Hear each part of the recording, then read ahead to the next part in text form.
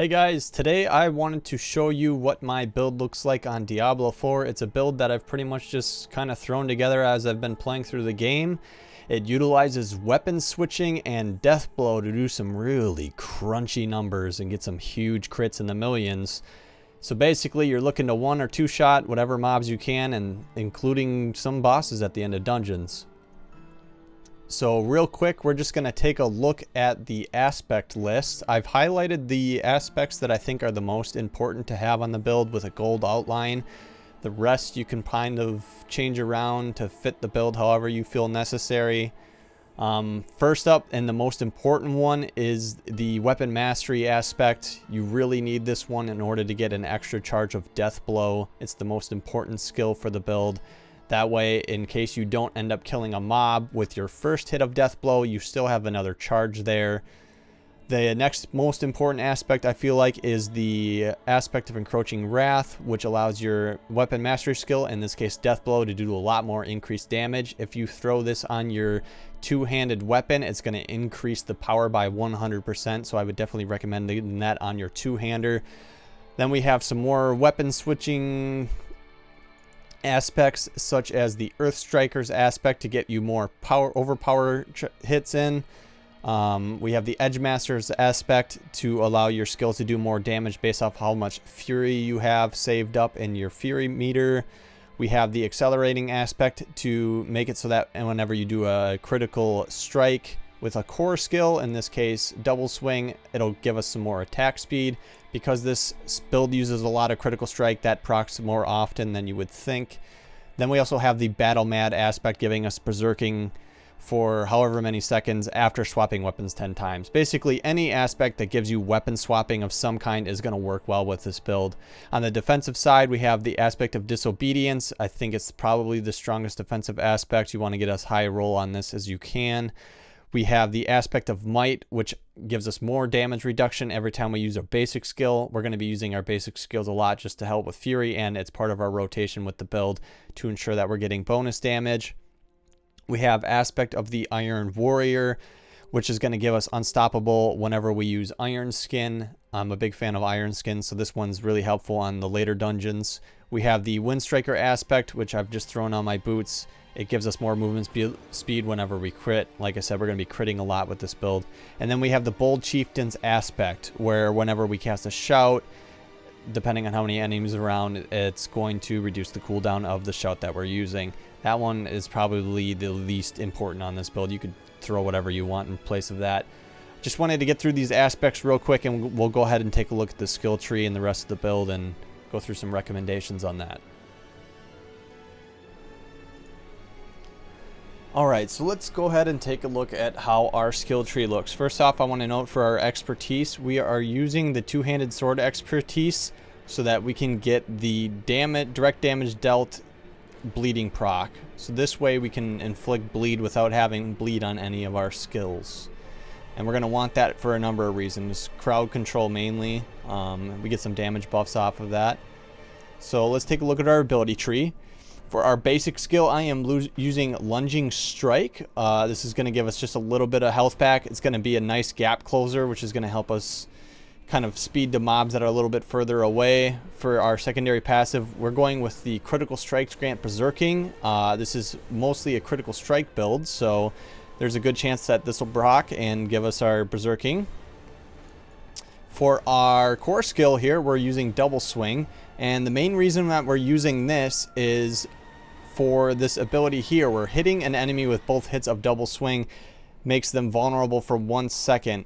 And the reason we want this is we're going to be using our main damage dealer, Death Blow, right after we use our Double Swing. So this way we have a guaranteed vulnerable on the enemy before we use that. And because we're going to get a lot of extra damage out of having a vulnerable enemy, that's why I elected to go for this Double Swing right here. Plus, it's just a good damage dealer to single target as well. This is definitely our second biggest damage dealer out of our build. Here for defensive, I've got two skills. I was originally running Challenging Shout, However, I was finding because I've been running dungeons that are 20 levels higher than what my character is, I was dying to a lot of slow elites or frost elites that were perma-freezing me. So I decided to switch to Rallying Cry and throw Unstoppable on it, since I didn't really have any Unstoppable before. For the secondary, I just went with this passive. I liked the Fortify and the base life. If you want to go for more Fury and resource generation, if you're struggling with that, you could throw a point in that. Obviously, you can swap these kind of skills out however you see fit. Maybe you want to throw in Warcry for some more damage. You can pretty much kind of elect to transfer these however you want. I'm a big fan of Iron Skin. It acts like a potion and a defensive skill all in one by using this secondary passive here, where it will heal you for 10% of the barrier's amount as life per second. So I'll usually use this when my character is at 50% health or below, and he'll pretty much heal back up to full HP. And while he's doing that, there will be a barrier active that helps us take a lot more damage before we start taking it to our health again. I think it's really beneficial, and luckily I've got some extra skill points coming off of one of my pieces of armor that adds into how much my barrier is giving me. From there, I completely skipped the brawling skills. There's nothing in here I really found useful for the way I have my build set up. So then we hit our weapon mastery, which of course we're going to want to hit Deathblow, as that is our main damage dealer. And so the way Deathblow is going to work is if we kill an enemy with Deathblow, we get our Deathblow back. If we don't kill an enemy, it goes on to cooldown for 15 seconds. So part of the way that you run this build is making sure when you go in a dungeon, you're going to test how much damage you're doing with your death blow to elites, to the normal mobs, because you really want to make sure that you're able to kill an enemy every time you use this ability to keep the uptick. Now luckily we do have an aspect that gives us an extra point in this skill so that we can use it twice. So this will give us a little bit of buffer if for some reason we didn't kill an enemy using this death blow. We get an extra chance to try and do that. And then for the secondary on this, I once again went for berserking because I'm not having any troubles keeping my fury up. If you are having trouble keeping your fury up, maybe you want to throw your secondary passive point into here to give yourself more fury every time you hit an enemy with death blow, as you'll be doing it quite often. Then, of course, we're going to take hamstring, just 1 point in there to make sure that we're getting any enemy we bleed has slow. So now we're getting bleed procs and slow and crowd control bonuses on anything that uses that. We've got 3 points in Pit Fighter to increase our close range damage and also give us a little bit of survivability from long range. No Mercy, we're going to throw points in here to raise our critical strike chance against immobilized, stunned, or slowed. Basically everything we hit is slowed thanks to our hamstring here and our expertise skill. So this is pretty much a permanent 12% increased critical strike chance, which is amazing. Then I've gone and thrown 2 points into Thick Skin to help me get some Fortify, and 3 points into Defensive Stance to give us some armor or damage reduction when we are fortified, just to help our survivability, especially since I'm running, like I said, higher dungeons than what my level is.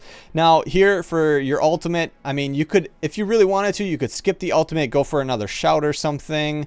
You could I'm going with the Iron Maelstrom. You could also switch it up to Berserker if you like the benefits off of that.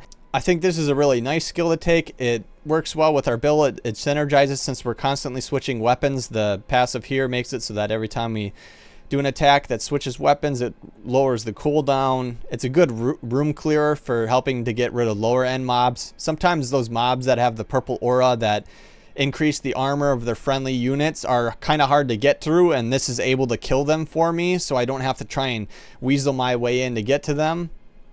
And I just think it's a fun ult, so I like throwing this one around. Obviously, switch it out if you'd rather do something else, as this isn't really that big a part of the build.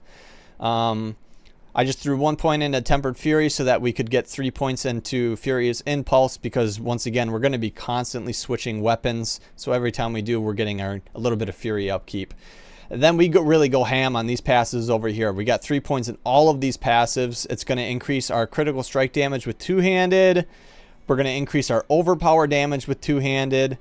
We're going to, when using bludgeoning weapons, increase our damage if the enemy is stunned or vulnerable, which basically is every time we're going to use our death blow, thanks to our double swing, they're vulnerable. So this should happen every time we use death blow on something pretty much. And then we also have a lucky hit for stunning the enemy using a two-handed bludgeoning. And I should note that for our skills on my lunging strike, I'm using my two-handed axe. Then we're double swing obviously is going to be using our dual weapons. And then death blow, where I'm using the bludgeoning weapon, since the bludgeoning two-handed mace is going to get the most benefits out of our passives for doing extra damage. So we want to make sure our big damage dealing skill has that.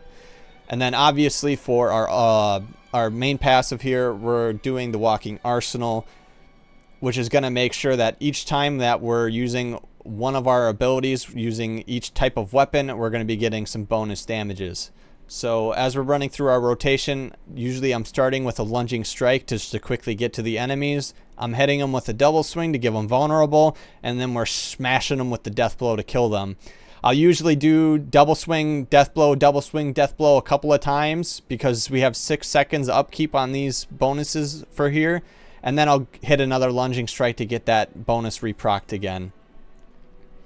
So that's pretty much the skill tree in a nutshell here. Like I said, feel free to swap out skills. In fact, you could even change the lunging strike and double swing up, I'm sure, to other skills, and you could still get the benefits out of them. You know, you could maybe go for Hammer of the Ancients and Frenzy if you find another way to get vulnerable on a guaranteed vulnerable on your enemies just to get that extra damage. I'm sure there's multiple ways of getting that. We can take a look at the Paragon here. Obviously, the Paragon boards are a little more in-depth, a little more complex, and you're going to need to tweak them to manage however you want to play this kind of build. For the main board here, I've just thrown in a glyph socket for increasing our damage to bleeding enemies. And the main reason I have this one is for the 5% increased critical strike chance. We want as much critical strike chance as we can get, because if that hits when our death blow hits, that's how we're doing 2 million, 3 million damage. And that's where I'm at level 80. Obviously, the more points we get on our Paragon board, that's just going to keep going up. I do grab the iron strength here. Then we weasel up our left side of the board here. For my next Paragon board, I just went and threw the Bone Breaker board on here, which is going to give us overpowers with our two-handed bludgeoning weapon, can stun the enemy for a second, and then also give us max life as Fortify, which is pretty nice.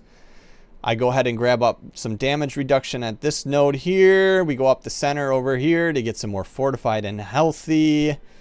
Swing over here to grab some more damage. And then we work our way up to our next glyph socket, which is going to be our biggest damage upgrade on the Paragon board. We want to make sure we put Mortal Draw on, because this is the glyph that gives us the most damage. So basically, every weapon that swaps, or every skill that swaps to a new weapon is going to do increased damage, which, using our build, we're literally switching our skill or our weapon each time we use a different skill, which is literally, it should be every hit, because you should never be using the same skill twice. Very rarely you might, but for the most part you're constantly switching. So you want to just throw this on wherever you have the most dexterity around a glyph node. I found this spot worked really well. You can see I'm getting 162% damage increase plus an 18% chance to critically strike. So that's another huge critical strike chance. Like I said, it should pretty much be 100% guarantee, because we're pretty much switching weapons every time we're using a skill. So then I just kind of went around here, grabbed up all the dex nodes to increase that, and then grab these rare nodes here.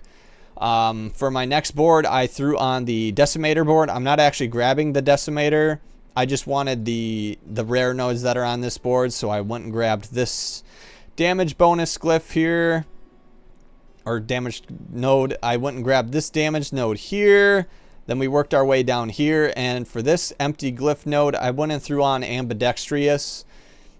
And the reason I threw this on is mainly for the increased bonus to magic nodes. Since we have a lot of really good magic nodes here, you see we do increased vulnerable damage, which is huge, because that should always be working with our death blow so long as we're using our double swing. And then we're also getting massive damage reduction from vulnerable enemies too. So this should help us a lot on elites and bosses, since we're pretty much going to be making them vulnerable quite often using our double swing. Keep working left on the board. We grab some more vulnerable damage here. And then I went and threw on the next board, which is the Blood Rage board. Obviously, I'm still kind of working through the Paragon. There's a lot of different nodes on these boards. You can switch them out however you see fit. I'm not sure if this is the best node here, but I know I'm causing bleed a lot on enemies thanks to our expertise. So I figured this would be another great spot to look for some more extra damage. So damage to bleeding, damage to elites, I went down here. I threw on another glyph here for increasing damage to close enemies. This is the territorial glyph. Eventually I'll get the dex on this one so that we can get the damage reduction against close enemies. I haven't really worked out where I'm going to be going next with my Paragon, but that's what I have worked out so far, so hopefully that helps you there. Alright, now I'm going to show off some of my equipment, which, keep in mind, this is kind of just stuff that you find as you go. You may find equipment that has slightly different stats than this that will work just fine. You don't need to match my stats exactly. This is just an overall idea of where the build has gone. So on my helmet, I've managed to get +4 ranks of death blow, which is amazing. You definitely want to get death blow ranks wherever you can, since this is our main damage dealer and it's going to really spike our damage. I've got some extra max life, some attack speed. For my armor piece here, we've got, once again, got max life. I managed to get +4 ranks of iron skin on here, which is great since iron skin is my main damage deterrent skill, as well as some more physical damage and total armor. For my gloves, we've got critical strike chance. We want to get critical strike chance wherever we can, since, once again, our critical strike is going to be a huge damage buff for us. So whenever you can get critical strike chance on a piece of armor, get it. We've also got more increased attack speed. Overpower is great, since we get guaranteed overpower every 10 hits or so. And then we've got some more ranks on our double swing, which is great, because double swing, even though it's not our main damage dealer, it does do quite a bit of damage yet. Especially since, for some reason, sometimes our death blow, we may not kill something, and this will be on cooldown. Our double swing's still going to be able to do some damage for us. On our pants, we want to get as much damage reduction as possible. So I've got total armor, I've got max life, damage reduction against distance, damage reduction against enemies that are bleeding. I'm not sure if you can get damage reduction from close enemies on this. I'm sure you can. That'd be another great one.